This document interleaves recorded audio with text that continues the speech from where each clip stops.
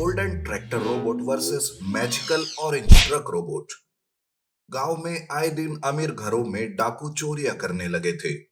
उसी गांव में सुरेश नाम का एक अमीर आदमी रहता था।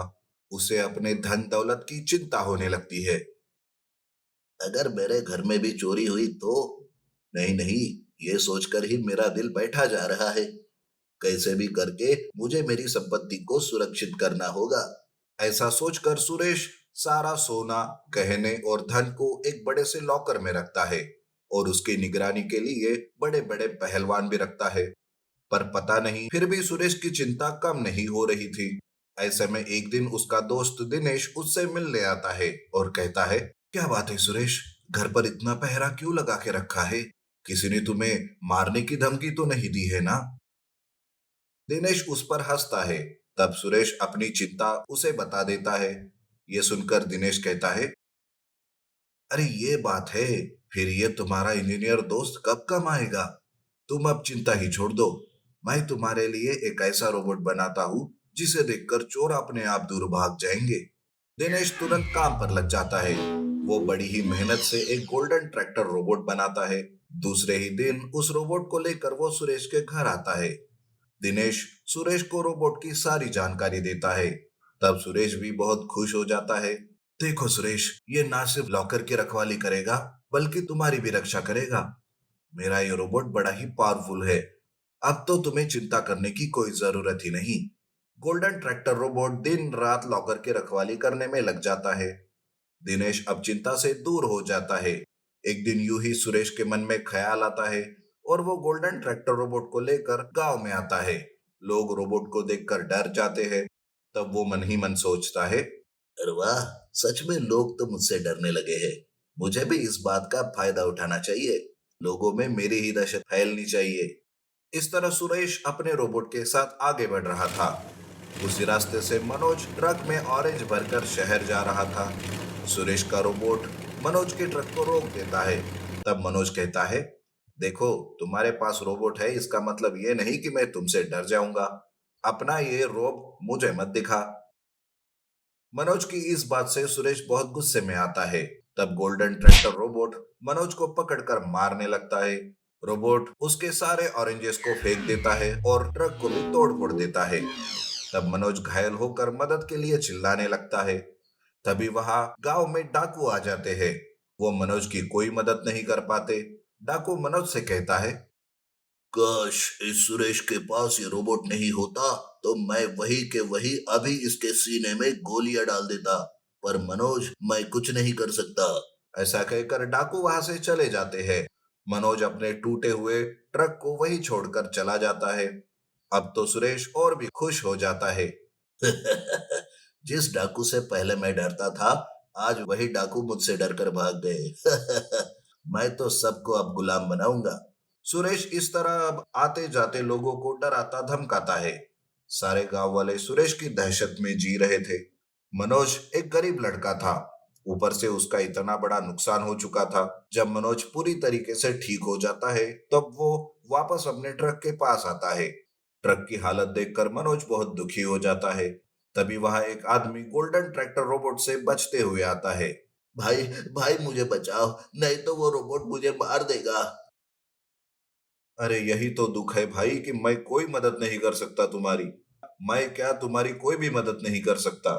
हे भगवान, मेरे साथ जो हुआ सो हुआ, पर बाकी लोगों की तो मदद करो। मनोज ऐसा कह ही रहा था कि वहां गोल्डन ट्रैक्टर रोबोट आ जाता है।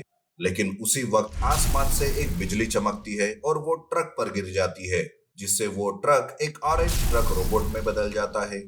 अब गोल्डन ट्रैक्टर रोबोट और ऑरेंज ट्रक रोबोट के बीच में लड़ाई शुरू हो जाती है।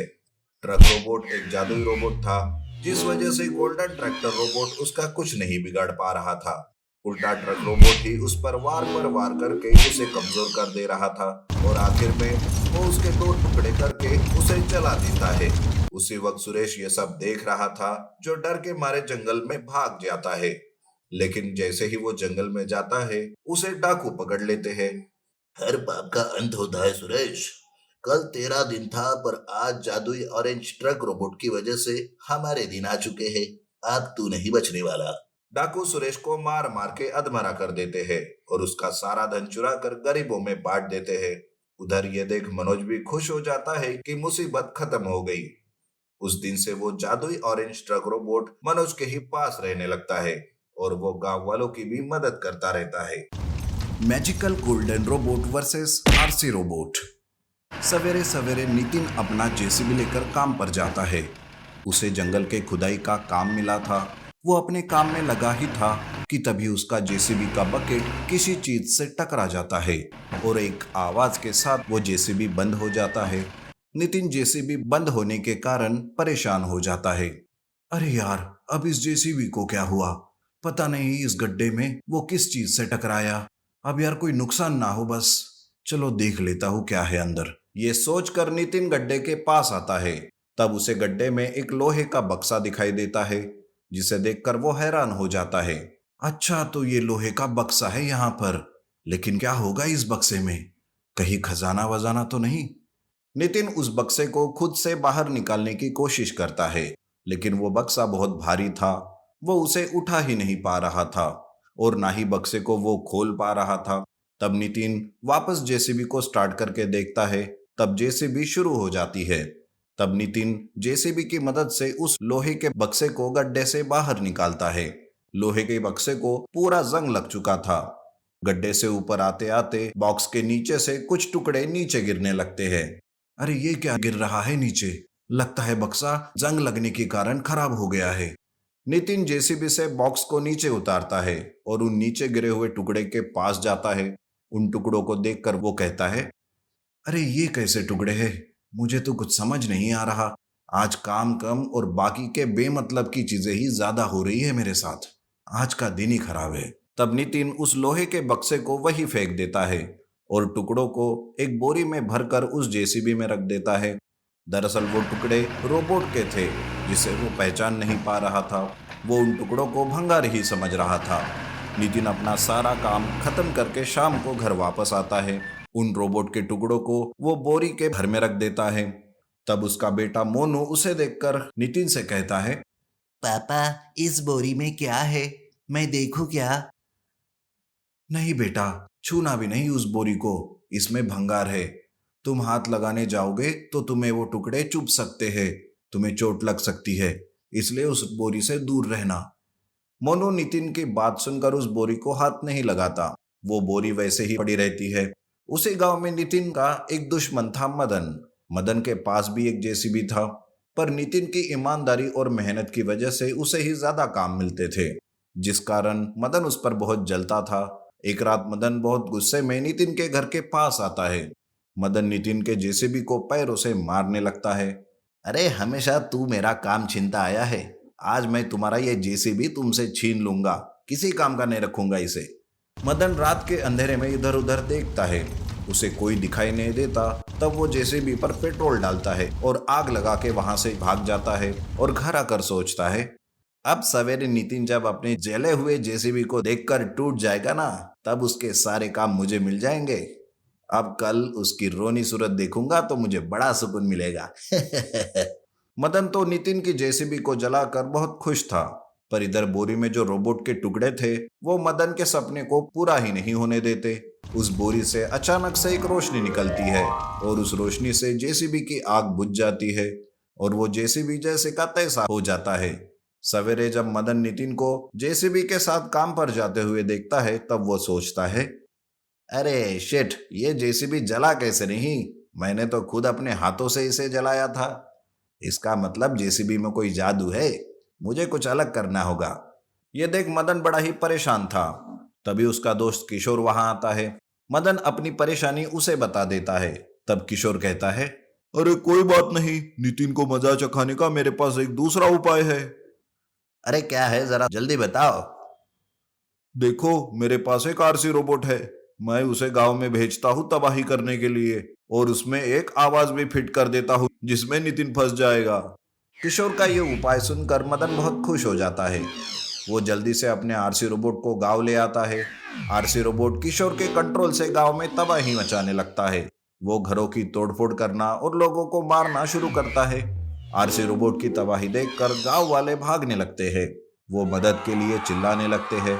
तभी रोबोट से आवाज आती है, तुम सारे गांव छोड़कर भाग जाओ, नहीं तो तुम सबको जान से मार डालूंगा। ये मेरे मालिक नितिन का हुक्म है। गांव वाले नितिन का नाम सुनकर उस पर गुस्सा होने लगते हैं। वो भागते हुए नितिन के घर जाते हैं और उसे भला बुरा कहने लगते हैं। अरे नितिन, तुम्हें हमारी जमीनें चाहिए, इसलिए उस रोबोट को हमें बर्बाद करने के लिए भेजा। तुमने ये अच्छा नहीं किया, हम तुम्हें नहीं छोड़ेंगे। ऐसा कहकर गांव वाले नितिन को मारने लगते हैं। नितिन को कुछ समझ नहीं आता। वो बस सबको रोकने के लिए कोशिश करते रहता है। उसका बेटा मोनू भी गांव वालों को रोकने के लिए कहता है। तब एक गांव वाला मोनू को दूर कर देता है और मोनू उस बोरी के पास जाकर गिरता है। तब मोनू देखता है कि उस बोरी में भरे हुए उन टुकड़ों पर एक लाल बटन जल रहा था और उससे आवाज आ रही थी, मुझे खोलो, मैं तुम सबकी जान बचा सकता हूं। ऐसी आवाज बार बार आने लगती है। तब मोनू उस बोरी को खोल देता है और उस रेड बटन को भी दबा देता है।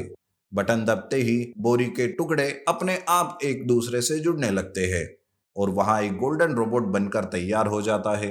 वो गोल्डन रोबोट लोगों के सामने आता है और नितिन को बचाता है। तब गांव वाला कहता है, अरे बाप रे, देखो नितिन के पास तो फिर से एक गोल्डन रोबोट है। ये नितिन तो बड़ा ही कमीना निकला, ये रोबोट हमें मार डालेगा, भागो। नहीं, मैं तुम सबको उस रोबोट से बचाऊंगा। इन सब में नितिन का कोई दोष नहीं, वो रोबोट मदन का है। तब वो रोबोट सारी सच्चाई गांव वालों को बता देता है। लेकिन मदन तभी अपना आरसी रोबोट लेकर नितिन के पास आता है। तब दोनों रोबोट में लड़ाई शुरू हो जाती है। लेकिन गोल्डन रोबोट बहुत ही शक्तिशाली और पावरफुल था, इसलिए वो आरसी रोबोट ज्यादा देर उसके सामने टिक नहीं पाता और वो ढेर हो जाता है। गांव वाले मदन और किशोर को पकड़कर पुलिस के हवाले कर देते हैं। तब सारे गोल्डन रोबोट का धन्यवाद करते हैं।